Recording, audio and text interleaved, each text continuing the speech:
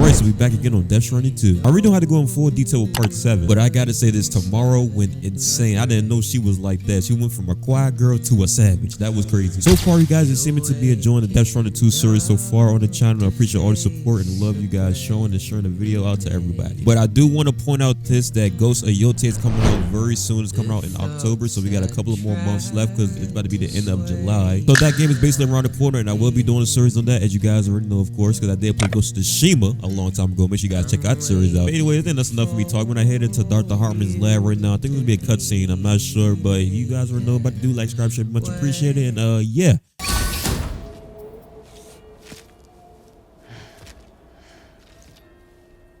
What the hell we at? Please proceed inside.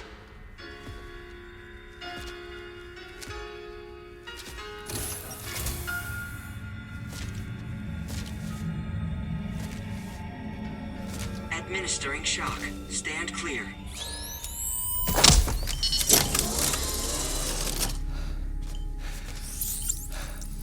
Upper beach reference frame confirmed. UB coordinates are L 47.37, B plus 6.32.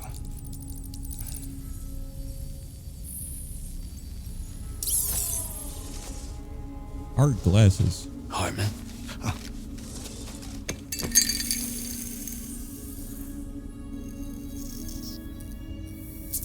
What the hell?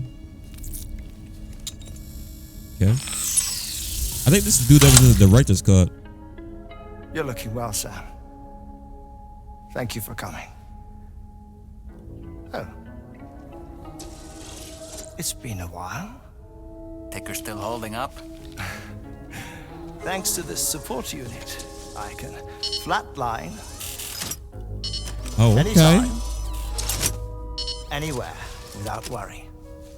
No need for beds and the like either. I can sleep standing up. Not bad, eh?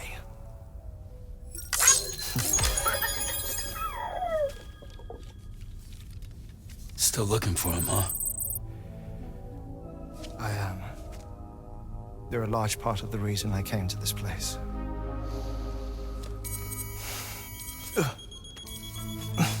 You okay?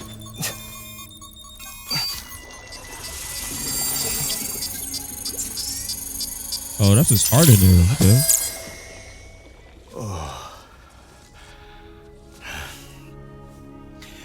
I've been rather unkind to my heart. You might say I'm on the verge of heartbreak. Still, it's a small price to pay for mapping the beach. And now that my work here is complete, I can accompany you all on your journey. Oh, we undertook the beach mapping program to help determine the most efficient strategy for linking up Australia. While near Death, I traversed the beach and provided location data to APAS, which it used to build a database. Oh, APAS was my partner in this, you see. I also collected water samples from the various beaches I visited, which I duly deposited in the form of my own tears. Apparently, the water somehow circulates between them and the world of the living. The samples were required to study the phenomenon. Huh. This is the first I've heard of it. I didn't think this was your field. Oh, it isn't. Far from it. I collected the samples for the benefit of a collaborator. In the process, I placed a greater strain on my heart. But it's nothing to worry about. Like it or not, they all wear out sooner or later. You sure you're okay?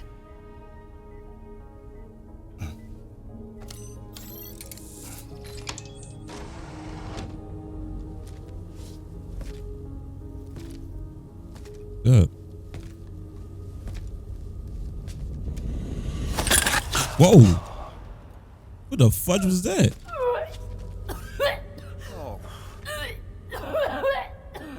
You good? All good in there. You got COVID? Okay. I think she got COVID though.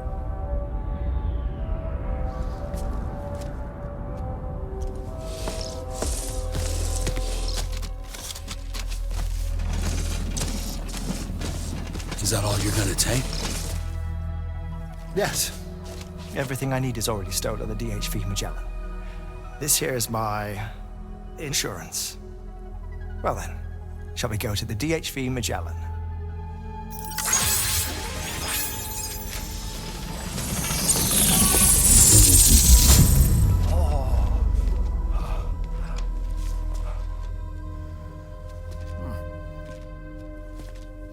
All right, can we check out who that lady is? Hold on, let's see if we can check it out. You know that harmonica of yours? Can we check it Why out? don't you try playing it?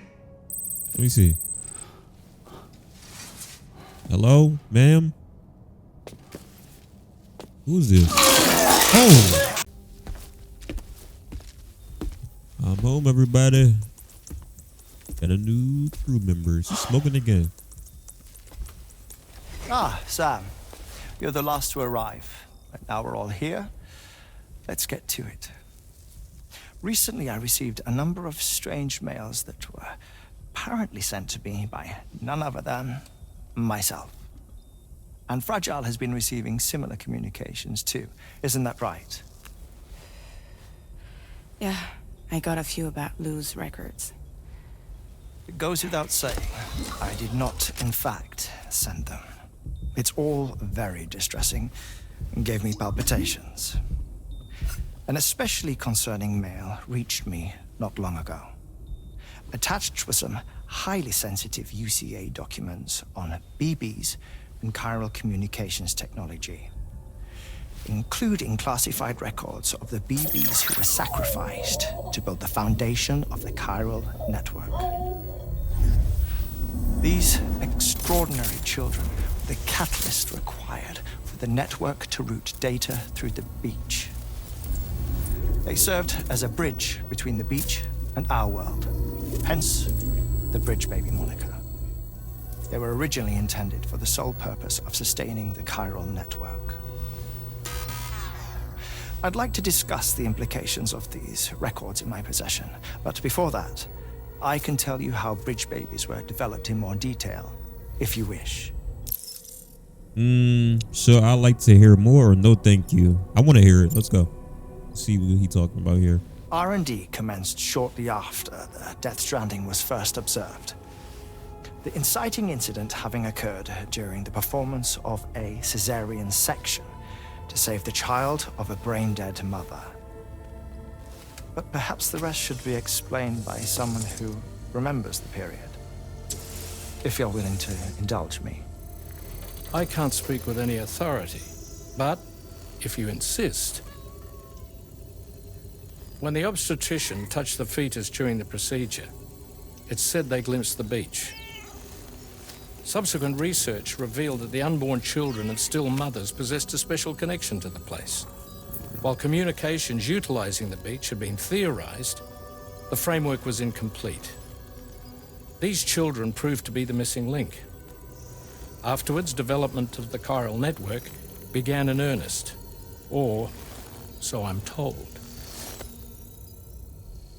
Wait, I have a question.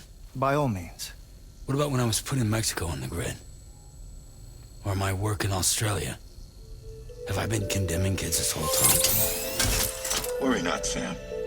The new Cupid model does not require a human catalyst. You can be assured of that. Bridget was president when this all began, and she wouldn't permit women to be deliberately rendered brain-dead in order to produce BBs. But the Bridges researchers were not deterred, and they pressed on with their plan in spite of the president's misgivings. To secure test subjects, it seems Bridges smuggled pregnant women into the country from Mexico, among other places. Consequently, they were able to produce the BBs needed to make the chiral network a reality. And 4 years ago, the first Bridges expedition embarked on their journey. This is what I received from the sacrificial BBs.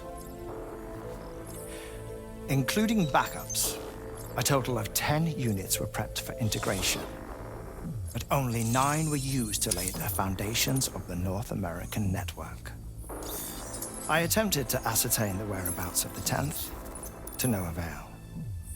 But as drawbridge, we should have a higher security clearance than me personally. Just to be prudent, would you mind running a search? As Deadman determined, there was another BB-28 that existed before Lou, which was decommissioned. Fragile later discovered that, 4 years ago, Lou was assigned BB-28 serial number, and for reasons unknown, placed into storage. Now, the first expedition also set off 4 years ago, and they could surely have made use of another functional BB unit, yet again, for reasons unknown, Lou remained in storage. So did they have other plans for Lou? Was Lou deemed unsuitable for sacrifice?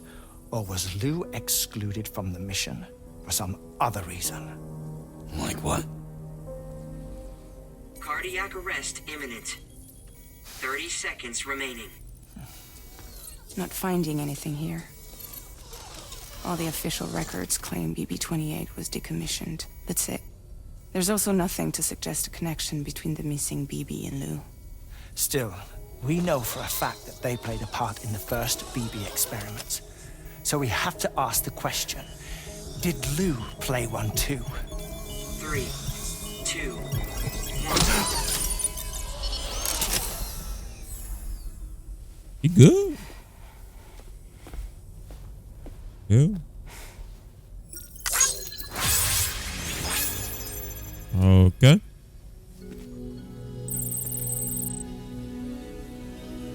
So who is that missing BB?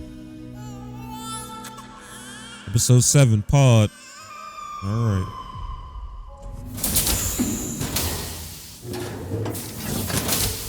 I think we're about to talk to tomorrow. Yep. What is tomorrow?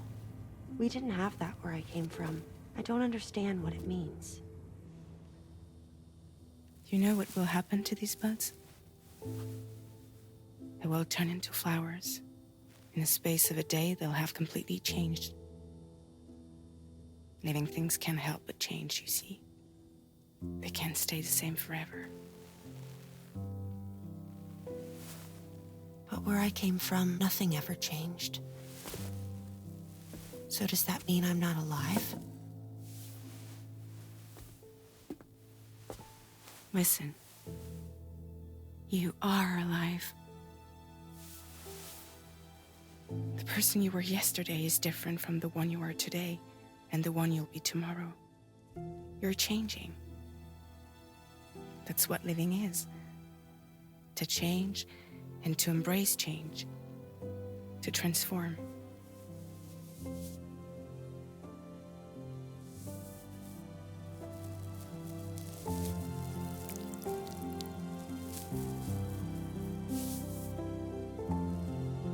Is this what my tomorrow will be?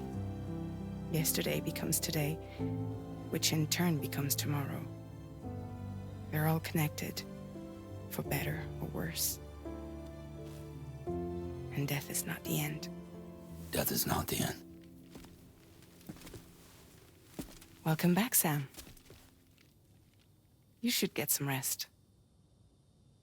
All right. Good night.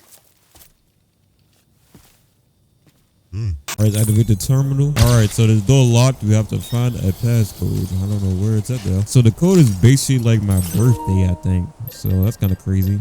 So it is 0913. That's crazy.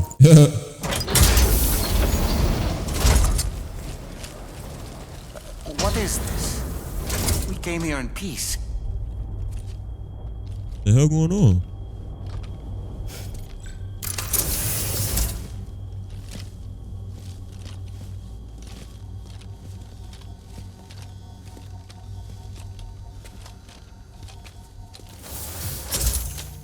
Pregnant? The hell? It's all right. Oh, it is Sif. They don't mean us any harm. Sif. Yo. Man. Must be Sam. Hey, Sif. Thank you. Couldn't have been easy getting here. Folks call me the doctor. My sisters and I don't normally allow men inside, but for patients we make an exception. It's clear you've suffered greatly for this child's sake. Haven't you?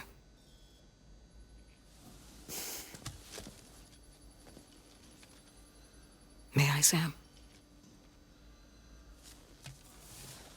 Yeah.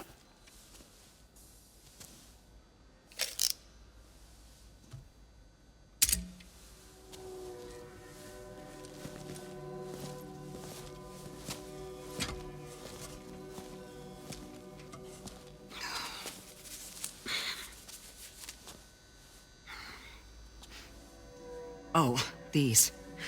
They're chiral hands. Chiral hands.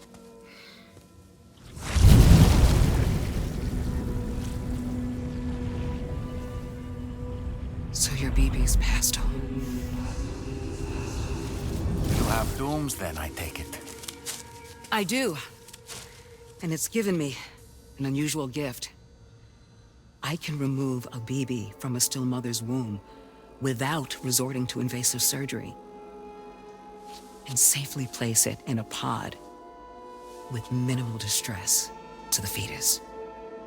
Without using any tools whatsoever? So you're a psychic surgeon then? A psychic midwife is what they call me. When I was with Bridges, I used these techniques to remove BBs from their mothers. Sam, you may be suffering from persistent, complex bereavement disorder. Is that why you called me here? To tell me I got issues? Sam, we're the motherhood.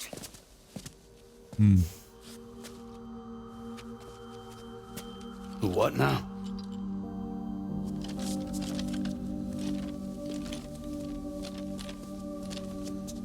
This shelter is a safe space for mothers. Women and children would come here seeking peace. They also came because I could examine still babies. I'd move the fetus to a pod and perform what I would call a transposed screening. I guess that's why they call you doctor. So, are you saying your technique allows you to treat still baby syndrome? A BB pod is functionally no different than an incubator. And I was eager to bring our unborn children into the world. So, I thought I would give this little one a chance. Still baby or no, I was convinced I could bring a fetus to term outside the womb. So I placed him in the pod. And a moment later, his heart started beating. And then, after 3 minutes, it stopped. I tried as quickly as I could to get him back in the womb, but it was too late. The still baby was no longer viable.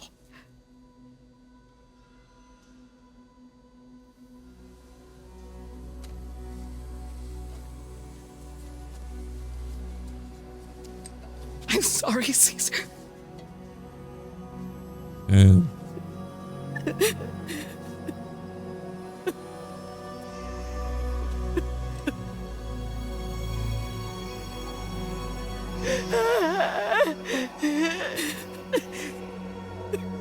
That's tough.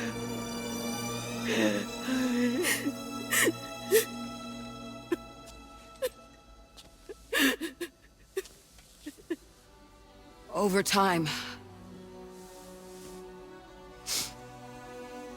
I tried to refine the pod tech to find a way to help women and their children. But treatment and life extension are impossible. All I could do was look. Even so, word got around and mothers in need of support started coming here. But unfortunately, not long after, men came knocking too. Men who wanted women. What could I do? I was only a doctor who delivered babies. And nothing more. Luckily, I had strong women around me. Mothers who were willing to stand up and fight for the sake of us all. But as soon as we decided to take up arms, our man friends only got bolder. If we don't fight back, they'll enslave us. We can't and won't lay down our arms till our safety is guaranteed. And they got the full artillery. Okay. This new gun I get? Where'd you get your hardware? Weapons factory's been pumping them out non-stop. That's why all the locals around here are toting new toys. Got plenty more of their new releases in the armory downstairs. Sam, we want you to shut down their operation and halt the spread of weapons. Stop them, please. Please. Prior to proceeding, we'll need to confirm the precise location of the factory. Let's make our way back to the DHV Magellan, Sam. Sam, wait.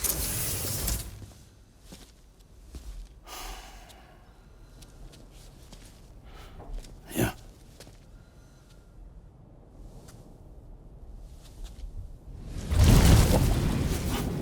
What the hell you doing?